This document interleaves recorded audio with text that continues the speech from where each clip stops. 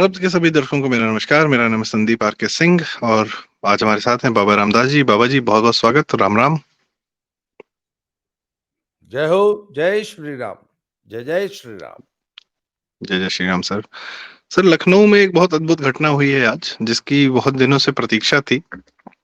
और जो एक बुलडोजर मॉडल है वो आज अपने एकदम बहुत अच्छे फॉर्मेट में, फॉर्म में दिखा है। तो बाबा जी जबरदस्त बैटिंग कर रहे हैं कि 300 अवैध घर, जो कि मुख्यतः मुस्लिम इलाका जो बोला जाता था ना पहले, कि मुस्लिम इलाका है, यहाँ पुलिस भी नहीं आ सकती। कुकरेल नदी थी, अब वो नाला हो गई आबादी के साथ साथ, अब वो गुमती में जाके मिलती है। उसके साथ साथ ये पूरी अवैध कब्जा किया गया था, उसकी जमीन थी ये, सिंचाई विभाग की। और ऐसा, और बकायदा यहाँ पे फर्नीचर के शोरूम और मस्जिदें और मदरसे और मीट की शॉप्स और अंदर स्लॉटर, मतलब क्या नहीं रहा होगा अंदर, और कोई नहीं जाता था। उस पूरे इलाके को आज बकायदा पूरा प्रशासन लग के, सड़क रोक के, और बिना किसी चू चपड़ के, बिना किसी को तंग किए हुए ध्वस्त कर दिया गया, तोड़ दिया गया, और जमीन, सरकारी जमीन छोड़ा ली गई। कुछ ऐसी खबरें हम लोग को गुजरात के द्वारका से भी सुनने को मिली। भेट द्वारका में लैंड जिहाद चल रहा था बकायदा, और वहां के अधिकारियों की मिलीभगत से वो पूरा जो है, जो कृष्ण जी का स्थान है जहाँ हिंदू सनातनी जाते हैं दर्शन करने, वो पूरा इलाका जो है वो मुसलमान कब्जा किए जा रहे हैं, मज़ारे बनाए जा रहे हैं। धामी जी खुलेआम कह रहे हैं कि हमने इतनी मज़ारें गिराई, किसी मज़ार के अंदर से कोई हड्डी भी नहीं निकल रही। बाकी विश्व शर्मा जी भी बात कर रहे हैं। मध्य प्रदेश और शायद राजस्थान में भी ये प्रक्रिया शुरू हो गई है, इलीगल जो भी इन लोग के नेटवर्क्स थे उसको ध्वस्त करने की। बाबा जी, ये क्या ये सिंबॉलिक है, या मतलब ये सिर्फ पब्लिक को प्लेइंग टू द गैलरी है, पब्लिक को खुश करने की कवायद है, या ये जरूरी है? जी बाबा जी। सर, ये देखिए, आपने भेट द्वारका देखी है? वैसे have you ever been to Bet Dwarka? आप गए हैं संदीप भाई? जी सर, दर्शकों मैं के गया लिए हूँ। बता दूं कि जो जो मेन लैंड है ना, जो मुख्य भूमि है, उससे भेट द्वारिका समुद्र के अंदर एक छोटा सा द्वीप है, समुद्र के अंदर। और मेन लैंड से स्टीमर्स जाते हैं, और वो लगभग 20 से 25 मिनट की एक वो होगी, 20-25 मिनट की यात्रा है। छोटे छोटे स्टीमर चलते हैं जिसमें 100-100, 150-150 या जो तीर्थ यात्री हैं, श्रद्धालु हैं, वो वहां जाते हैं। और सर, वो हमारा हिंदुओं का अनदर बड़ा तीर्थ है। वो बड़ी इंपॉर्टेंट हिस्टोरिकल प्लेस है। मतलब कौन सी, प्राग ऐतिहासिक काल, वैदिक काल का हमारा वो धार्मिक स्थान है। सर, जब मैं और अवनीश भाई हम दोनों गए थे, आज से करीब 5-6 साल पहले, ज्यादा हो गया, 6-7 साल हो गया सर। और संदीप भाई, आपको विश्वास नहीं होगा कि भेट द्वारिका जाके आपको लगता है कि आप एक मिनी पाकिस्तान में आ गए हैं। और दूसरी चीज, एक ऐसी जगह जो कि हिंदुओं का एक बड़ा तीर्थ स्थल है, बड़ा धार्मिक स्थान है, जिसपे 99% लैंड पे जिहादियों ने अवैध कब्जा कर रखा है, पहली बात। और जहां पे औसतन रोज लगभग 1 लाख यात्री आता है, और उन यात्रियों को हर चीज में लूट। और लूट भी कोई छोटी मोटी लूट नहीं सर, जो मांग लिया वो देना है, इस लेवल की लूट। सर, मैं समझता था कि वो सब वहां पे लीगली उनकी लैंड्स होंगी, या पुराने जमाने में जब है उनका जमाना था तब शायद वो खरीद, जी नहीं, वो सब इलीगल था, वो अवैध कब्जे थे। और वो तो मैंने मोदी जी का एक लेक्चर सुना है, जहां वो गुजरातियों से पूछ रहे हैं कि भैया, भेट द्वारिका में भी बहुत साफ सफाई का अभियान चल रहा है।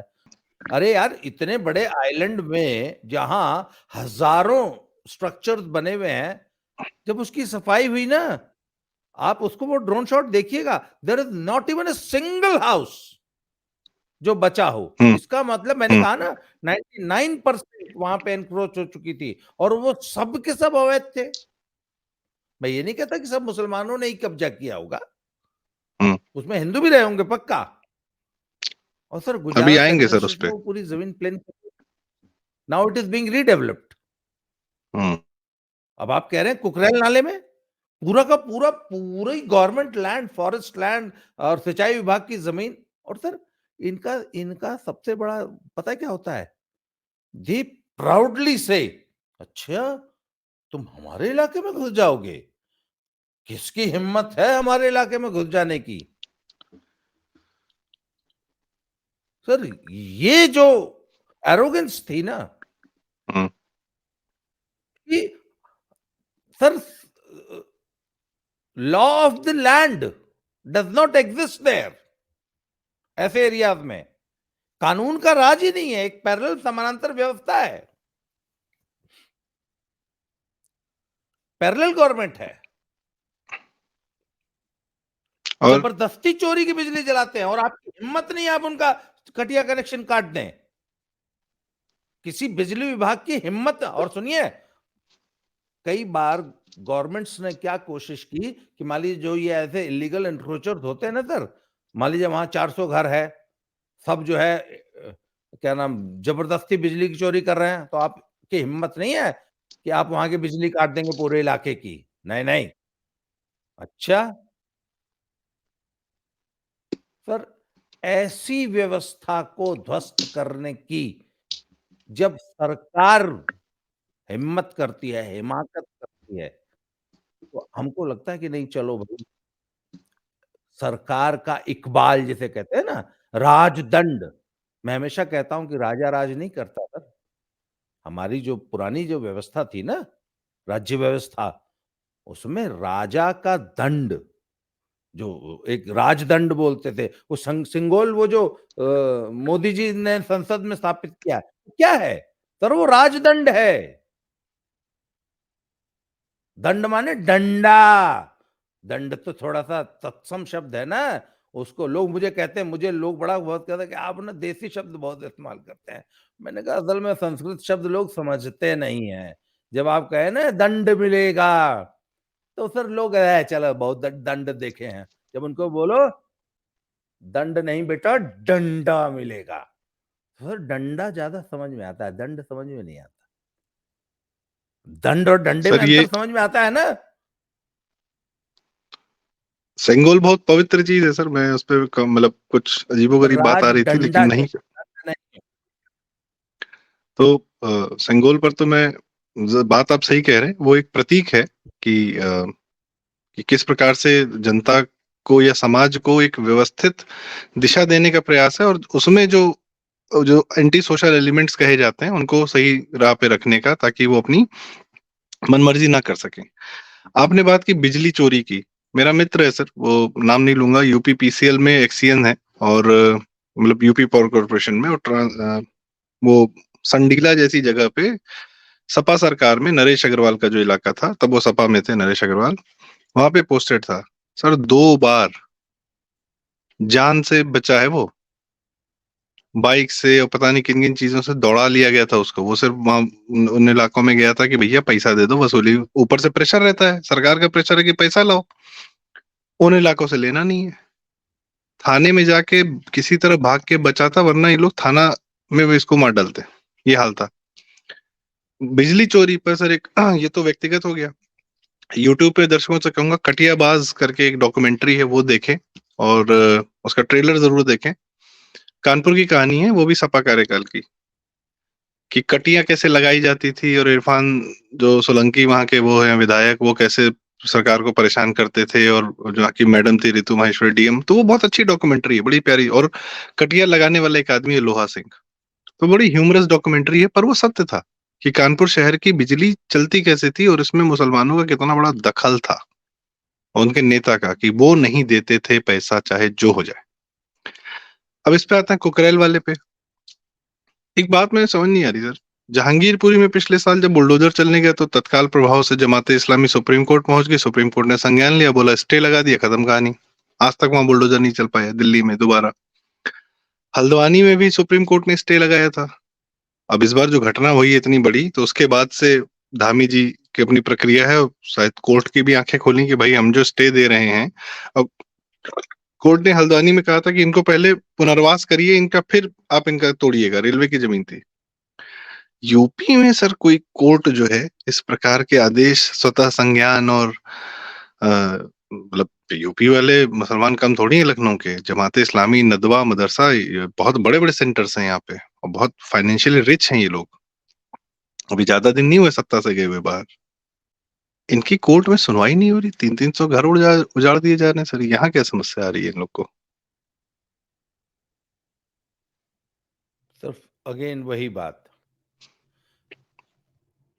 वो देसी भाषा में कहा जाता है कि आपको मालूम है दुनिया की हर समस्या का, दुनिया के हर लाइलाज रोग का, जटिल से जटिल रोग का एक ही इलाज है, डंडा। और डंडे से तो सर कहा गया है हमारे यहाँ, भूत भी डरता है डंडे से ना। भूत भी, जिससे सारी दुनिया डरती है, वो भूत भी डंडे से डरता है सर। और एक बात बताऊं, जो राजा राजदंड छोड़ देगा, उसके राज्य में उसकी प्रजा, सो कॉल्ड, आप इसको प्रजा कह लीजिए या जो भी कह लीजिए, इसी तरह कपार पे चढ़ के मुतेगा। तो सर जब जब राजा डंडा उठा लेगा, और एक बात आपको बता दूं सर, ये इतिहास गवाह है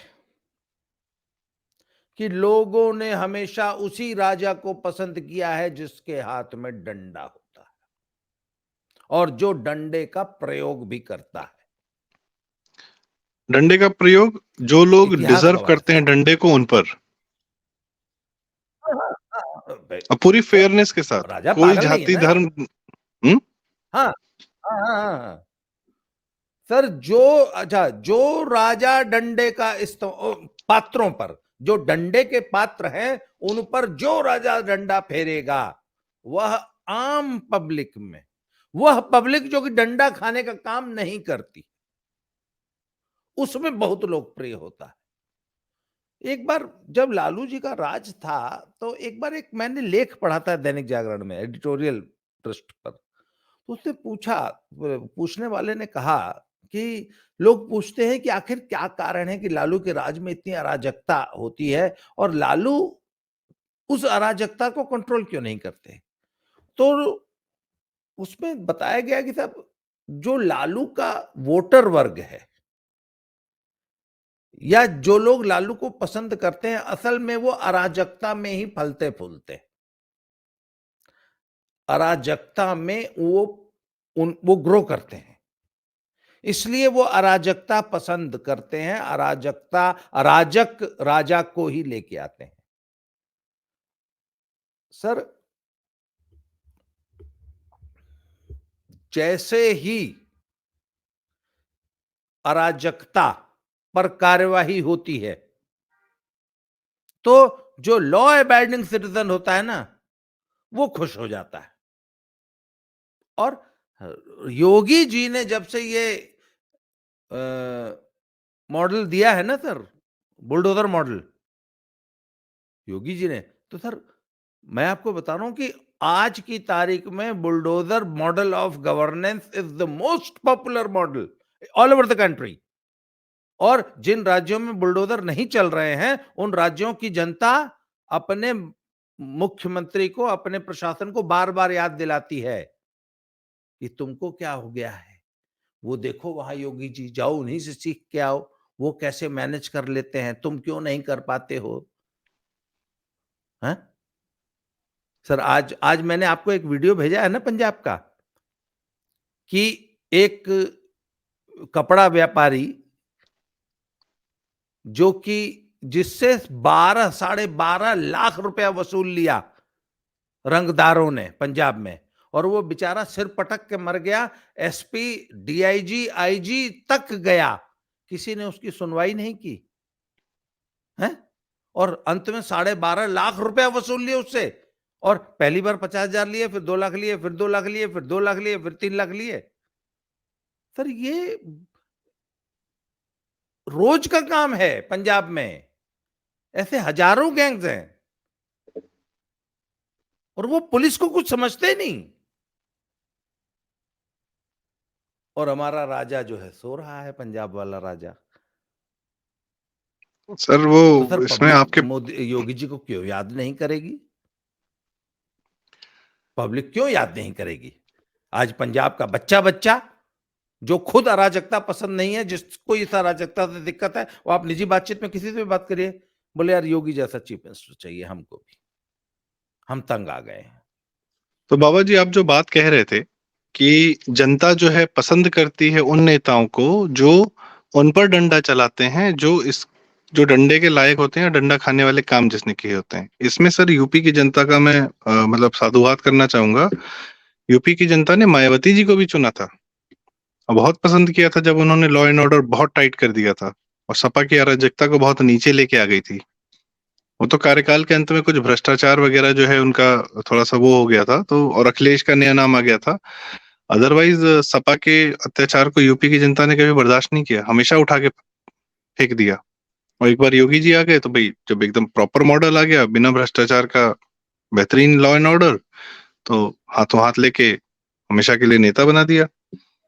साथ में गौर जी मैं ये जानना चाहता हूँ, ये लैंड जिहाद जो ये जो वर्ग कर रहा है, जो अराजकता में ही रहता है, जो लालू की अराजकता पसंद करता है, या जो मुस्लिम वोट बैंक हमेशा से अपने लिए सिर्फ और सिर्फ वीक कैरेक्टर या अराजक नेताओं को ही लेकर आता है। मैं ये नहीं कहता कि नेता जो है, खराब नेता जो है मुस्लिम वोट बैंक को खींच के ले आता है, नहीं। मुस्लिम वोट बैंक हमेशा उसको खराब नेता ही चाहिए, भले वो राहुल गांधी आ जाए, अशोक गहलोत आ जाए, कोई आ जाए, भ्रष्ट चाहिए और वीक कैरेक्टर के लोग चाहिए। तो शनैः शनैः क्या ये मुस्लिम वोट बैंक जो, और अच्छा जब ये सत्ता में रहता है तो इस प्रकार के अवैध काम करता है, तो इनका क्षरण करना या इनको सत्ता से बाहर रखना और ये जो लैंड जिहाद दूर करना है, ये हिंदू जनता के लिए कितना जरूरी है सर, कितनी आवश्यक है? क्योंकि मैं देख रहा हूँ कि घर टूट रहे हैं, कुछ हो रहा है, तो हिंदू जनता जो है थोड़ा सा द्रवित हो जाती है, और मुस्लिम वोट बैंक इस बात को जानता है कि हिंदू जनता जो है तुरंत द्रवित हो जाती है।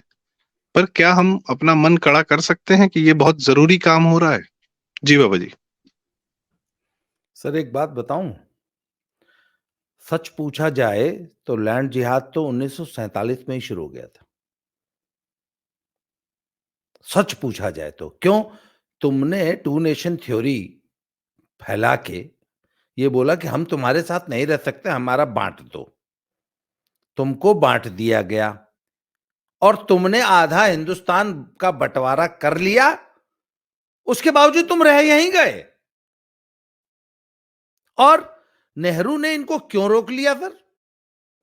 क्योंकि उसको मालूम था कि मुझे एक मुश्त 4 करोड़ वोट एक मुश्त मिलेगा, और हम आई एम योर सेवियर, तुम्हारी रक्षा तो सिर्फ मैं कर सकता हूं। तो सर पाकिस्तान बनवाने के बाद भी हिंदुस्तान में ही रह जाना, ये लैंड जिहाद था कि नहीं था? पाकिस्तान तो आपने बंटवा लिया, इसके बावजूद आप हिंदुस्तान में रह गए और हिंदुस्तान की भी अपनी तमाम प्रॉपर्टीज को रिटेन कर लिया, प्लस अपने लिए एक नया नेशन बना लिया। सो दिस वाज लैंड जिहाद। उसके बाद एक मुश्त कांग्रेस को एक मुश्त वोट देने की पॉलिसी, इससे इन्होंने अपने ऊपर एक्शन न होना एसरटेन किया कि हम तुमको एक मुश्त वोट देंगे, बदले में तुम हमारी अराजकता को बर्दाश्त करोगे, हमें हमारी अराजकता होने दोगे, आंख मूंद लोगे। तुम हमारे नहीं, you will facilitate the hmm. Anarchy. ये सर ये एक समझौता है कि हम तुम्हें वोट देंगे, बदले में हम अराजकता करेंगे। और सर इनके जो it is not only land जिहाद, जैसे वो गोजर की 100 टांग होती है ना, सेंटीपीड जिसको बोला जाता है, इनका 100 किस्म का जिहाद है। और वो 100 की 100 सर, गोजर की एक टांग तोड़ने से कोई फायदा नहीं होगा, 100 की 100 टांग तोड़नी पड़ेगी।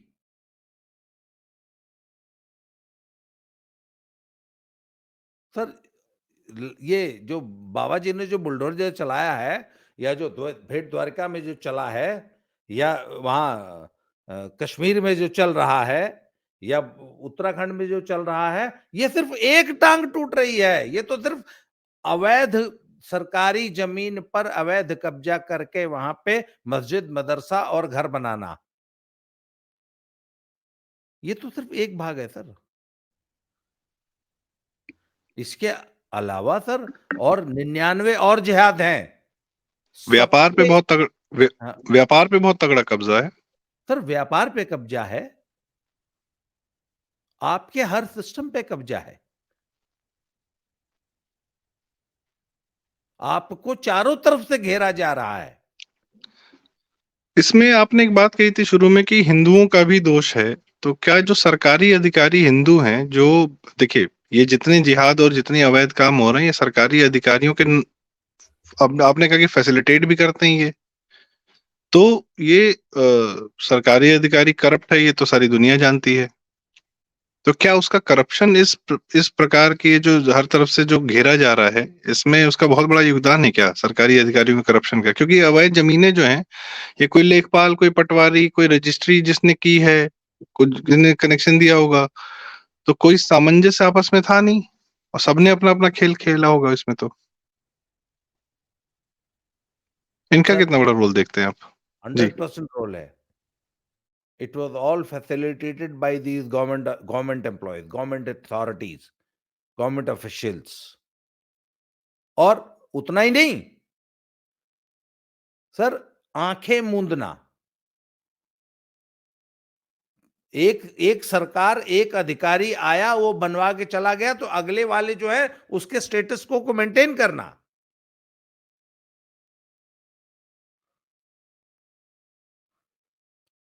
तो ये पूरा पूरा एक तंत्र है। और सर इस पूरे तंत्र को चारों तरफ, अच्छा, जो राज्य सरकार नहीं घे, आज मैं आपको बता रहा हूं सर, बहुत जल्दी वो दिन आएगा जब वो राज्य सरकारें जो नहीं करेंगी ये काम, जो बुलडोजर नहीं फेरेंगी, उनको सर जनता बदल देगी। अब वो दिन आ गया है।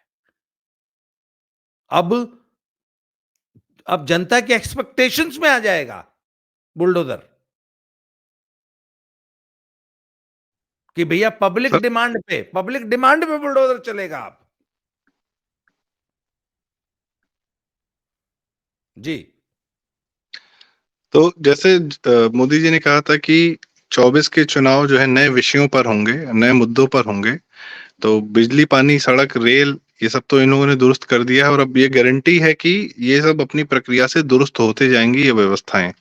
तो क्या नया मुद्दा नए चुनाव के लिए बुलडोजर भी है, कि पुरानी ये सड़ी सली गड़ी जो अवैध कब्जा है इस पूरे वोट बैंक का, जो देश को दीमक की तरह खा रहा है, इस पर कौन बुलडोजर फेरेगा? इस पर भी चुनाव होगा क्या, या होना सर चाहिए? सर इस टर्म में ना कुछ बड़ी बहुत गंभीर घटनाएं हुई हैं, ये इस एक महीने में, फरवरी में। आज हिमंता विश्व शर्मा बहुत गरजे हैं।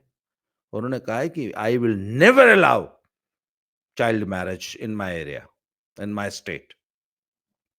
उन्होंने जो इनका जो स्पेशल मैरिजेस एक्ट और डाइवोर्स एक्ट को जो है, वो जो स्क्रैप किया है, वो यूसीसी की दिशा में उठाया गया एक बड़ा ठोस कदम है। इसके अलावा उन्होंने कह दिया है कि मेरे राज्य में जी। दर्शकों की बस जानकारी के लिए बता दें, हिंदुओं को चाइल्ड मैरिज करना अवैध है, आप इलीगली डिटेन किए जा सकते हैं, पर चूंकि मुसलमान यूसीसी के अंदर नहीं आता है और उसके अपने पर्सनल लॉज चलते हैं, उनके यहाँ चाइल्ड मैरिज लीगली अलाउड हैं और उसको जो है जी। स्क्रैप किया गया है असम में। जी। हम्म। दूसरी चीज, सर ये जो सरकार ने पंजाब के किसान आंदोलन को बहुत डिसिसिवली, बड़े निर्णायक तरीके से हरियाणा के बॉर्डर पे रोक दिया गया ना सर। सर ये असल में ये शाहीन बाग और सिंघू बॉर्डर वाले धरने से ना बड़ा गलत मैसेज चला गया था और लोगों को ये गलतफहमी हो गई थी कि ना इस सरकार को तो 1000-2000 ट्रैक्टर ट्राली और 1000-2000 बुढ़ियां और प्रेग्नेंट औरतों सामने, प्रेग्नेंट औरतें खड़ी कर दो तो ये सरकार घुटने टेक देती है, हैं? तो शाहीन बाग ने और सिंघू बॉर्डर ने यही मैसेज दिया था। सर शंभू बॉर्डर ने और खनौरी बॉर्डर ने और उधर ये जो बाबा ने आज 300 घर ढाए हैं, उधर भेंट द्वारका ने और उधर क्या नाम जम्मू कश्मीर वाले ने, उधर उत्तराखंड वाले ने और उधर असम वाले ने तो मिलके लोगों को ये बता दिया है कि नहीं, सरकार अब तुम्हें वो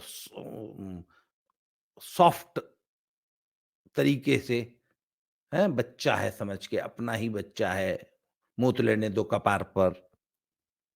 अब सरकार बर्दाश्त नहीं करेगी। ये एक बड़ा स्ट्रांग मैसेज 2024 के चुनाव से पहले सरकार ने दे दिया है। सर ये पूरे 140 करोड़ लोगों को मैसेज है कि सरकार आपको कपार पे मूतने नहीं देगी। सर आज का दिन है, 5 साल पहले बालाकोट एयर स्ट्राइक हुई थी, तब भी मजबूती का परिचय दिया गया था। और आज हम देख रहे हैं देश के अंदर जब बाहर साध लिया गया, तो अब देश के अंदर सफाई और स्ट्राइक्स का परिचय दिया जा रहा है फिर से मजबूती का। जो आपने कहा एक नैरेटिव था कि सरकार अंदर अंदर जो है कमजोरी दिखाती है, बाहर भले मजबूत हो, आज वो भी खत्म कर दिया गया। बाहर भी मैं मजबूत है, अंदर भी मजबूत है। जी। मैं आपको एक बड़ी अलार्मिंग बात बता रहा हूं। हरियाणा में यमुनानगर में एक माइनॉरिटी इंस्टीट्यूशन है, सिखों की संस्था है, सब गुरु Govind Singh college of pharmacy and इस टाइप का है। उसमें बी फार्मा, एम फार्मा के कोई मतलब कोई 500-700 सीटें हैं। आज से 4 साल पहले, 5 साल पहले वहां हर क्लास में मुश्किल से दो चार बच्चे अल्पसंख्यक हुआ का। हालांकि वो अल्पसंख्यक इंस्टीट्यूट है, कहाँ सिखों के अल्पसंख्यक इंस्टीट्यूट है, तो उसमें मुसलमानों के 2-4 बच्चे हुआ करते थे। फिर उस इंस्टीट्यूट ने, सिखों की उस संस्था ने एक मुसलमान को अपना डायरेक्टर बना दिया यमुनानगर में। यमुनानगर हरियाणा में पड़ता है, अंबाला से सटा हुआ जिला जो है जगाधरी यमुनानगर है। और सर जैसे ही वो मुसलमान डायरेक्टर उस इंस्टीट्यूशन में आया तो अचानक बड़े मिराकलस तरीके से उस संस्था में मुसलमान बच्चों की संख्या बढ़ने लग गई। सिख अभी भी वहां गिने चुने इक्का दुक्का 2 ही 4 हैं, क्योंकि सिखों को तो 12वीं के बाद पढ़ाई करनी नहीं होती हिंदुस्तान में। वो तो वो मुल्क था स्वर्ग ने, उन्हें तो कनेडे विच हमको जाकर ट्रक चलाना है, तो वो बी फार्मा कहां करेंगे, वो तो कनेडे विच बी फार्मा करते हैं। तो सर आखिर कॉलेज चलेगा कैसे? तो नाउ सर भर भर के एडमिशन हो रही हैं कश्मीर से, यूपी से, बिहार से, and now it has become a मदरसा। मैंने कहा था ना 100 किस्म का जिहाद है। और अब वो एक ऐसा मदरसा बन गया है कि now they have started encroaching the space, encroaching the space in the academic space. Now they have started encroaching the academic space. उसमें जो गिने चुने हिंदू बच्चे हैं उनको बकायदा आंखें दिखाने लग गए हैं। यमुनानगर की बात है। मैंने आपको पंजाब में और हरियाणा के शॉप जिहाद बता दिया, मार्केट पे किस तरह कब्जा करना है, बिजनेस पे किस तरह कब्जा करना है। पंजाब का व्यापारी कहता है कि जिस दाम में हमारी कपड़े की खरीद नहीं है उस दाम में ये कपड़ा बेच रहे हैं। आगे सुनिए, मैं आपको एक बड़ा मजेदार तथ्य बताता हूं। ट्रेडिशनली सब जब जानवर मर जाते थे तो उनका चमड़ा उतारने का काम हिंदू चर्मकार किया करते थे। हम्म ये ट्रेडिशनल हमारा काम रहा है, हिंदू चर्मकारों का। और इसकी एक बहुत बड़ी इंडस्ट्री थी। फिर सर सबसे पहले तो वामपंथी प्रोपेगेंडा हुआ कि अच्छा, हमसे इतना गंदा और घटिया काम कराया जाता है, इन ब्राह्मणों ने मनुस्मृति जला देंगे, इन ब्राह्मणों ने हमसे ये गंदा काम कराया और इसी के कारण हमसे छुआछूत होती थी, बैन कर दो, हम आज के बाद चमड़ा नहीं उतारेंगे, मरा जानवर नहीं उठाएंगे। और सर एक बहुत ऑर्गेनाइज्ड तरीके से ये प्रोपेगेंडा चलाया गया। पूर्वी उत्तर प्रदेश का मैं भुक्तभोगी हूँ। अच्छा, फिर एक दिन हमने पूछा कि ये क्या चक्कर है, और ये आजकल हमारी एक भैंस मर गई थी, तो वो उसको उठाने कोई आया नहीं, तो हमने देखा कि वो हमने अपने सोर्सेज से उठवा के जो है उसको, वो नहर हमारे उधर है एक एरिया है जहां हम मरे हुए जानवर फेंक देते हैं।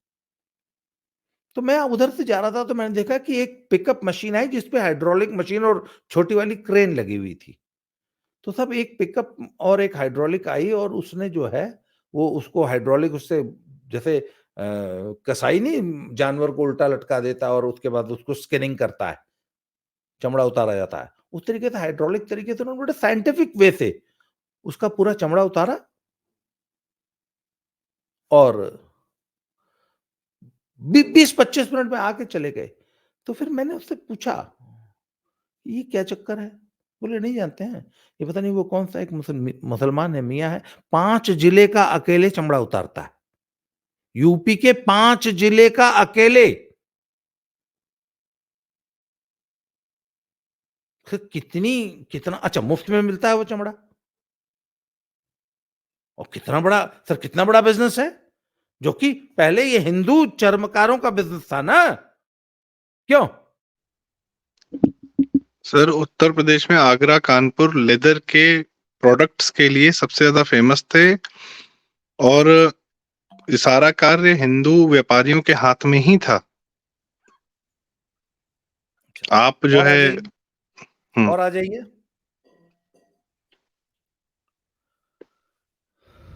Hair cutting. हम लोग कहते हैं ना हिंदू इकोनॉमी, हिंदू इकोनॉमी। हम्म आप एक काम कीजिए, जाइए हिंदू नाई खोज के बाल कटा लीजिए।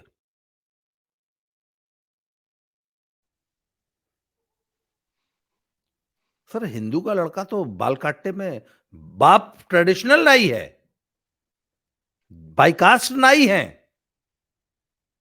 परंतु उसको उसको बाल काटने में शर्म आती है। वो टोटली भरा गया है कैप्चर ना सर। आप सर पूरा हरियाणा, पूरा पंजाब, पूरा उत्तराखंड, पश्चिमी उत्तर प्रदेश के 4 जिलों के नाइयों ने पूरा कैप्चर कर रखा है। सैलून जिहाद। सर जावेद हबीब के सेंटर्स थे, ट्रेनिंग सेंटर्स थे, और बाकायदा फंड करके बहुत अच्छे सैलून्स खुलवाए गए। आज आप सैलून खोल के सस्टेन करना चाहेंगे, नहीं कर पाएंगे। It is well funded mechanism. ये पूरा मैक्रो लेवल पे इकोनॉमिक्स काम एक करती चीज है। और सुनिए, मुंबई अहमदाबाद वाले रूट पे जितने हिंदू नाम वाले होटल हैं सब मुसलमानों के द्वारा चलाए जाते हैं, और बहुत सारे हिंदुओं ने कोशिश कर ली, करोड़ों रुपया लगा के रेस्टोरेंट खोले, बिजनेस में टिक नहीं पाए, उनके सामने इतना बड़ा सिंडिकेट है। लोगों ने पूछा कि आप लोग क्यों नहीं सरवाइव कर पाए? बोले सर इनकी जिस जिस दाम में ये खरीदते हैं, इनको जिस दाम में पनीर और दूध और सारा रॉ मटेरियल सप्लाई होता है, हमको हमको देते ही नहीं। मतलब पूरा का पूरा रॉ मटेरियल का पूरे बिजनेस पे कब्जा है, और सब हिंदू नामों से चल रहे हैं या न्यूट्रल नामों चेलिया से मुसल चेलिया मुसलमान है सर उस इलाके में, जो चलिए वो लोग। मुसलमान, यस। तो ढाबा जिहाद हो गया। सर जोमेटो के डिलीवरी बॉयज,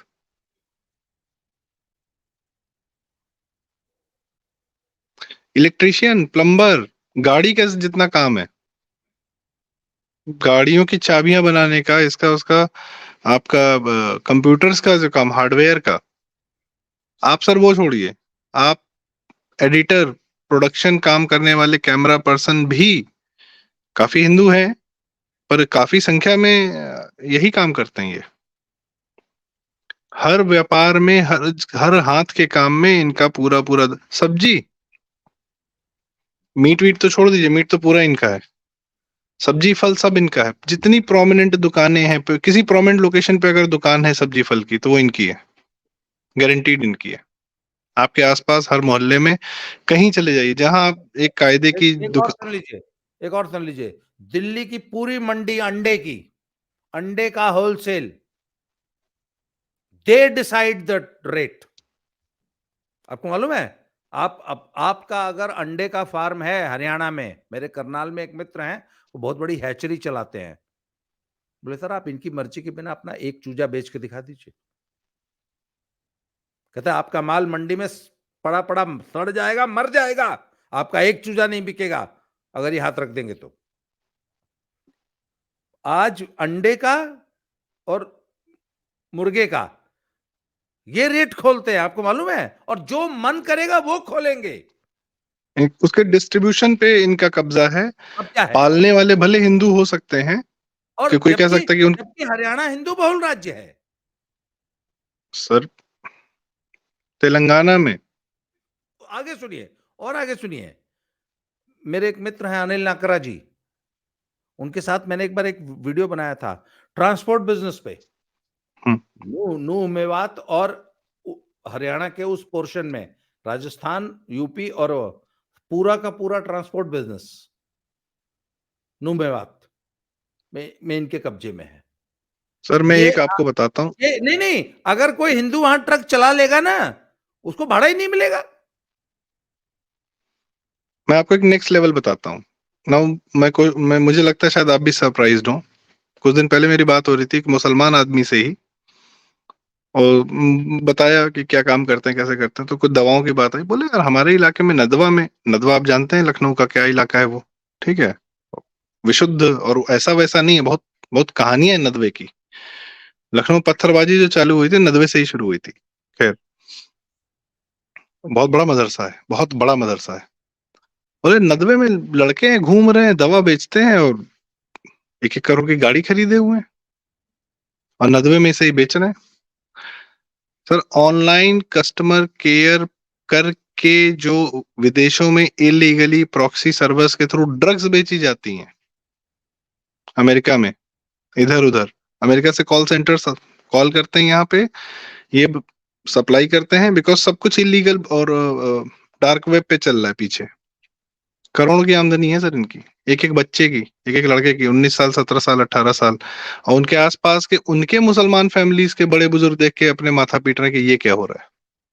4-4 करोड़ के घर बना रखे हैं। ये बात मुसलमान वकील ने मुझे अपने मुंह से बताई, because he was surprised, not because कि he didn't want to tell me, he was so surprised कि ये कौन सा बिजनेस हो रहा है। एक और सुन लीजिए दवा, अब कहने का मतलब है कि दवा का काम करते हैं। अच्छा, जामताड़ा की सीरीज आपने देखी थी, जामताड़ा है वो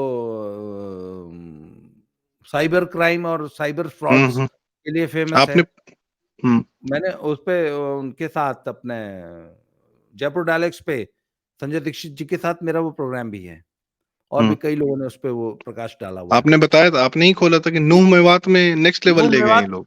नहीं नहीं नहीं, नूह मेवात के एमएलए साहब ने, जामताड़ा के एमएलए साहब जो कि दोनों गोल टोपी हैं, बकायदा एक कल्चरल एक्सचेंज प्रोग्राम हुआ।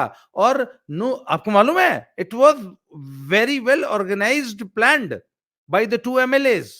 और नू मेवात के बच्चों को वहां ले जाके बकायदा ट्रेनिंग दिलाई गई कि साइबर फ्रॉड कैसे करना, जिससे हमारे इलाके के बच्चों को भी रोजगार मिले।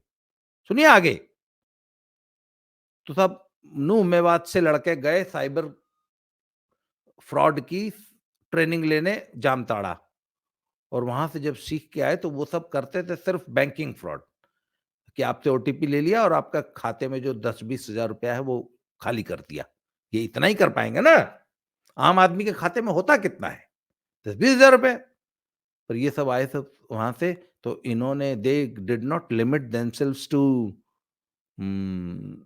जस्ट बैंक फ्रॉड्स, इन्होंने सेक्सटॉर्शन शुरू किया कि आपको फंसा के आपकी एक वीडियो बना के फिर उसमें डीप फेक टेक्नोलॉजी और एआई और पता नहीं क्या क्या घुसा के आपकी एक फर्जी, क्या नाम, सेक्स टेप बना के फिर उसको उससे आपकी ब्लैकमेलिंग शुरू की, और एक एक विक्टिम से सर 10-10 20-20 लाख रुपया वसूला है।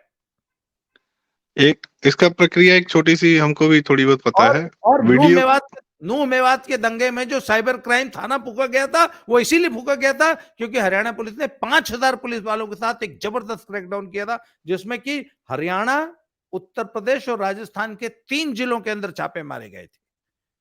उसकी परिणति थी नूह मेवात का दंगा। जी।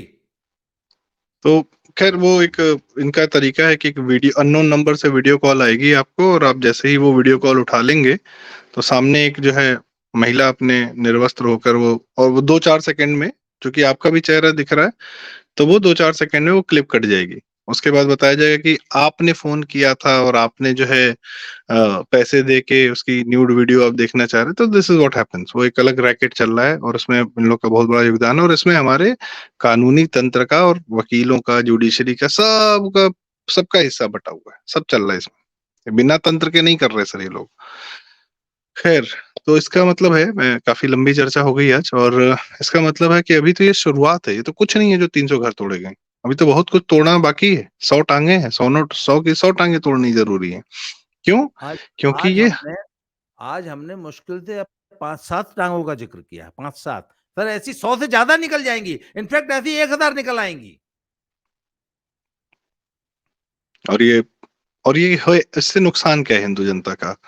एक इलाका, ये सिर्फ एक जमीन कब्जा नहीं कर रहे हैं, ये किसी दिन आपको कश्मीरी पंडितों की तरह मार के भगा देंगे, और आप जाएंगे कहाँ? आप ये सोच लीजिए कि किसी दिन आपके घर के बाहर एक भीड़ आ गई, जैसे दिल्ली दंगों में आ गई थी, नूह मेवात में आ गई थी।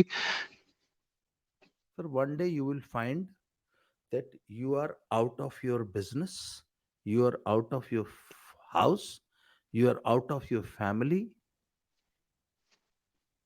you are out of your school, you are out of your college, you are out of your Lok Sabha, you are out of your Vidhan Sabha. आपकी जमीन पे भी कब्जा हो गया, आपके बिजनेस पे कब्जा हो गया, आपके स्कूल कॉलेज पे कब्जा हो गया, आपके मंदिरों पे कब्जा हो गया, आपके इंस्टीट्यूशन पे कब्जा हो गया, आपकी लाइफ पे कब्जा हो गया। आपकी लाइफ पे कब्जा हो गया। सर एक बात बताता हूँ, कई लोग को जानता हूँ, पंजाबी लोग हैं जो जो आज भी एक है कि जब पाकिस्तान बना तब उन लोग को वहां से निकलना पड़ा, भागना पड़ा। सर 3 जनरेशन हो गई, सेटल नहीं हो पाए यहाँ पे अभी। वहां से जब कुछ लेके नहीं आए तो यहाँ क्या करेंगे, कैसे उठेंगे? तो पहली जनरेशन खाली खाने पीने का जुगाड़ करती है, दूसरी थोड़ा बहुत पढ़ती लिखती है तो थोड़ी बहुत नौकरी करती है, तीसरी जाके कहीं जाके संभल पाती है, कुछ नौकरी प्रॉपर, कुछ पढ़ाई लिखाई करके सेटलमेंट हो पाता है। And there are numerous, Lucknow में कृष्णा नगर है पूरा, इन पंजाबियों मतलब जो पंजाबी हिंदू वहां से चले आए, लखनऊ में कृष्णा नगर नाम की कॉलोनी है, वहां किसी तरह बसे ये लोग। किन हालातों में आए, कैसे आए, कैसे सेटल हुआ? मैं तो वृद्ध लोगों से मेरी बात हुई कि किन हालातों में निकले हैं सर, मतलब कान, आत्मा कांप जाएगी जो कहानियां उन्होंने बताई हैं। और यहाँ आके किन हालातों में अपने आप को सस्टेन किया, और ऐसे एक नहीं है, लाखों लोग हैं। अब भूल गए वो एक अलग बात है, और यही यहाँ होना है, और यही यूपी की परिणति थी, क्योंकि पाकिस्तान बनाया यहीं के मुसलमानों ने था। इनकी इच्छा यही, इनको ये लगता था सर कि ये पाकिस्तान यही बनेगा। जो आपने कहा ना शुरू में, 47 में नेहरू ने क्या किया, मौलाना आजाद और जिन्ना में दिक्कत ये थी, मौलाना आजाद कह रहे यहीं रहो यार, यहीं बनाया जाएगा अपना पूरा पाकिस्तान, पूरा हिंदुस्तानी पाकिस्तान होगा। इन लोगों में ये एक बड़ा कॉन्ट्रडिक्शन चला। जो मुसलमान कहते हैं ना कि हमको पाकिस्तान नहीं चाहिए था, वो ये नहीं कह रहे थे कि हमको नहीं चाहिए था, वो कह रहे थे अरे दूसरी जमीन पे क्यों जाना, सिर्फ एक हिस्सा क्यों लेना है, हम इतने पावरफुल हैं कि हम यहीं पे बना लेंगे। That was the thing. खैर, और ये हमारी बातें जरूरी हैं करना, ताकि जनता को पता चले, दर्शकों को पता चले कि ये जो घर टूट रहे हैं इन पर आप खुश ना होइए तो दुखी भी मत होइए। Be with your leader, he is doing the right thing, that's it. And ask from everyone, हर नेता से पूछना है कि भैया इस देश का ये कूड़ा करकट गंदगी कब साफ करोगे, बिकॉज ये अराजक लोग हैं। ये जब सत्ता में आते हैं, ये इस वोट बैंक के माध्यम से जितनी सरकारें आती हैं, नेता के बच्चे आते हैं, सब भ्रष्ट होते हैं, वीकेस्ट कैरेक्टर होते हैं और सिर्फ अराजकता देते हैं। और पूरे यूपी से 1 करोड़ लोगों को पलायन करना पड़ता है दूसरे प्रदेशों में नौकरी के लिए, क्योंकि यहाँ अराजकता थी, यहाँ माफिया राज था। और आज माफिया राज नहीं है, तो सारी जनता यहीं वापस पलट के आ रही है, यहीं बिजनेसेस हो रहे हैं, यहीं सब कुछ हो रहा है। वही गोरखपुर, वही लखनऊ, वही बनारस है। आज इकोनॉमिक हब हम बन रहे हैं, पहले क्यों नहीं था? और हर प्रदेश का यही हाल है।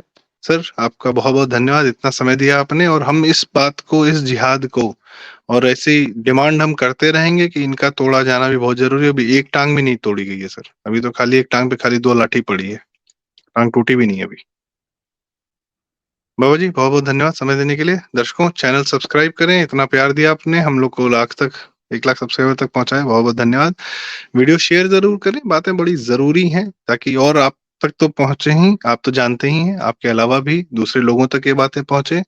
और शायद वो ये बात सोच रहे हो, पर उनको ये कहीं से सुनने को मिल जाता है कि हाँ कुछ लोग उन्हीं की बात कर रहे हैं, तो उनको भी तसल्ली हो जाती है कि हाँ ठीक है, हम सही सोच रहे थे। तो इसलिए वीडियो शेयर करें, लाइक करें। बाबा जी बहुत बहुत धन्यवाद, नमस्कार, राम राम। नमस्कार।